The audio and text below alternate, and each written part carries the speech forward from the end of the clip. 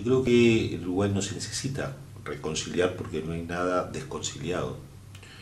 En Uruguay no hubo dos grupos que se enfrentaron y ni siquiera un pueblo que estuvo en el medio ausente de esas dos demonios, como algunos lo quieren llamar. Yo creo que en Uruguay lo que hubo fue terrorismo de Estado. Y como hubo terrorismo de Estado, uno no se puede reconciliar con el Estado, convive con el Estado. Por lo tanto, la víctima del terrorismo de Estado no fue un grupo, fue toda la sociedad uruguaya.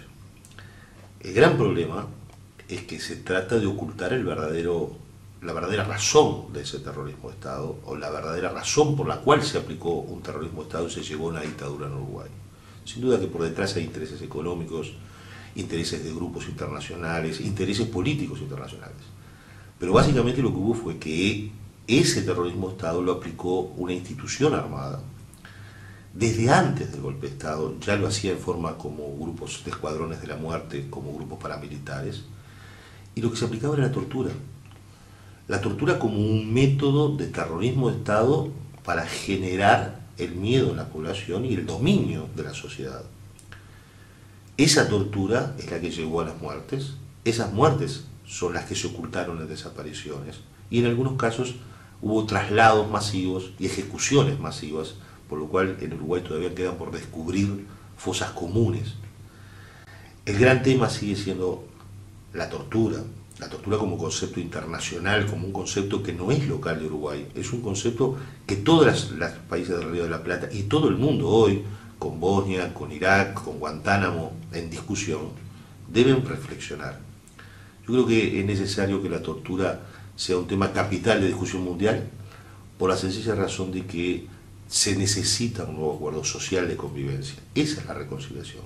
Un acuerdo social que haga que la igualdad ante la justicia permita la libertad y, por lo tanto, esa fraternidad de la que se hablaba de los tiempos de la Revolución Francesa.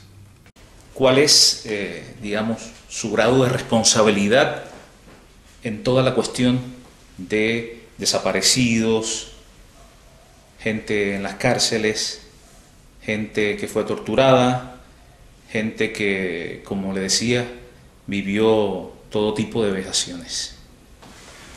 Yo pienso que tengo toda la responsabilidad que tuvimos todos los militares que estábamos en actividad en aquel momento y que no participamos directamente en la operación antisubversiva propiamente dicha. Es decir, una gran responsabilidad moral por haber apoyado moralmente todas esas actitudes de rigor extremo, podríamos llamarle, para derrotar rápidamente a la guerrilla, pero resultó que en realidad no era la tal guerrilla que ya se había terminado, sino que se transformaron en acciones que violentaron los más elementales derechos humanos de las personas detenidas. El presidente de la República, el doctor Tabaré Vázquez, ha planteado que el nunca más fuera el leitmotiv que llevara a que todos los 19 de junio, que es la fecha patria en Uruguay que recuerda el nacimiento del héroe José Gervasio Artigas, que de alguna forma une a la sociedad, busca la reconciliación más allá de los sectores civil, militar o de los partidos, pudiera ser la fecha ideal para reunirse todos los sectores políticos y sectores de las fuerzas vivas y plantearse nunca más orientales contra orientales, que es el gentilicio de los uruguayos, que en sí los únicos uruguayos son los peces, porque esta república no tiene nombre, es la República Oriental del Uruguay. Los orientales, pero de esta Sudamérica, son una sociedad que se desgajó territorialmente del virreinato del Río de la Plata, que integraba con Argentina y con Paraguay. A partir del planteo del doctor Tabaré Vázquez, la misma izquierda que está en el gobierno se plantea un amplio debate que termina de alguna forma desautorizándolo. Llega a ser un acto, un 19 de junio, un primer 19 de junio, en el cual van los nuevos líderes políticos o los futuros candidatos de cada uno de los partidos tradicionales y varios ministros que integran el elenco de gobierno. Pero como que los sectores políticos de la izquierda no han respaldado plenamente al presidente al punto que no se pudo continuar con la tradición del 19 de junio como Día del Nunca Más, por más que así esté denominado. El gran debate en Uruguay es, desde la izquierda, plantear que no existen dos demonios, que no se puede plantear a las víctimas reconciliándose con victimarios. En ese caso podría haber, según el planteo de ellos, primero verdad y luego un pedido de perdón.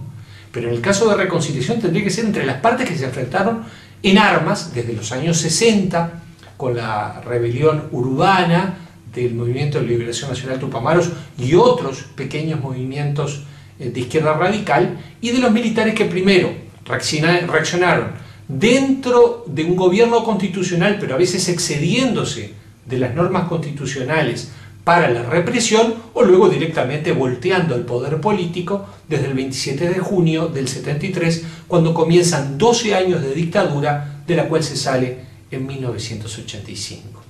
Para un proceso de reconciliación, si fuera posible en Uruguay, ¿qué sería necesario? ¿Quiénes tienen que reconocer la culpa?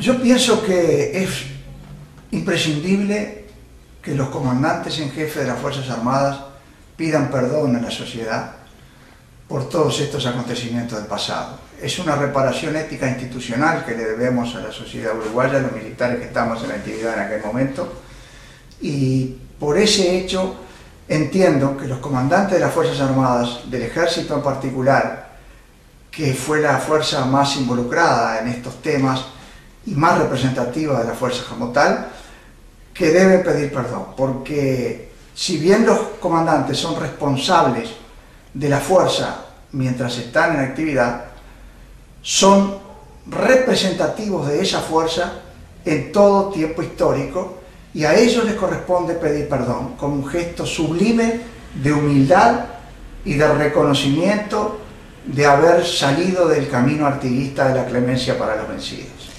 General Pereira, ¿y por qué cree usted que hasta ahora no lo han hecho?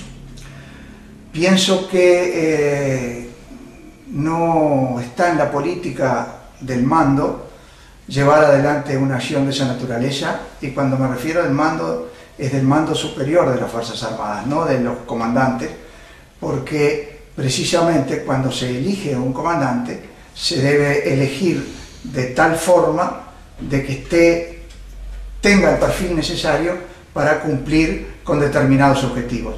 Y obviamente que ese objetivo no le ha sido impuesto a ningún comandante por el mando superior de las Fuerzas Armadas. Ya desde el punto de vista personal, la sociedad en su conjunto, de forma individual, ¿cómo reaccionan víctimas y victimarios? ¿Tienes alguna anécdota, alguna experiencia del encuentro, el choque que se puede dar entre unos y otros? He tenido experiencias personales porque a lo largo de mi vida he tenido que enfrentarme muchas veces a torturadores. Yo he tenido que enfrentarme a torturadores y hablarles a los ojos y lograr que me dieran datos, entre ellos los que permitieron encontrar a un niño desaparecido, a Simón Riquelme, el hijo de Sara Méndez, 26 años después de su desaparición. Y no es sencillo hablar con esa gente. No es sencillo pensar que él creía que tenía la razón y simplemente era un instrumento utilizado por aquel terrorismo de Estado para hacer cosas, o que en algún momento disfrutó haciéndolo. Yo me acuerdo que una vez estuve con ese torturador hablando durante 8 horas para tratar de que me dijera datos relacionados con el tema de Simón Riquelme. Y en un momento le digo, mira, pasa una cosa, lo que yo hace 8 horas estoy tratando que vos me digas, vos a mí, me lo sacabas con 5 minutos de picana. Y él cambió. Ahí hubo un troque. Ahí él entendió que yo no era un enemigo, que yo estaba buscando información. Y a partir de entonces empezó a colaborar. Gracias a ese torturador fue que hoy Sara Méndez ha recuperado a su hijo Simón Riquelme. Yo no me niego, no quiero negarme en ningún momento al diálogo. Creo que quienes hemos asumido, a partir de nuestra historia de violaciones a los derechos humanos, hemos asumido una militancia por los derechos humanos. También tenemos una actitud de apertura. Estamos dispuestos a dialogar, lo hemos demostrado en tantos años de impunidad, lo hemos demostrado, estamos abiertos al diálogo. pero al diálogo, no a la imposición. No a la imposición desde el poder de un mecanismo que es una especie de perdón, porque en realidad muchas veces esa palabra reconciliación viene asociada al perdón. ¿A quién tengo que perdonar? ¿Quién mató a mi padre? En un cuartel militar en Uruguay en 1975. ¿Quién lo enterró clandestinamente en las tierras de ese cuartel? Esa pregunta, hasta que no sea respondida, no permite entablar un diálogo que eventualmente pueda llevar a algún tipo de actitud de que de reconciliar, de volver a conciliar, o eventualmente incluso decir, bueno, sí, perdono, pero tampoco el perdón es una decisión de Estado, es una decisión de personas. Creo que ahí están faltando piezas en el debate, que se está sorteando pasos que no creo que sea una buena idea, y además creo que va a fracasar.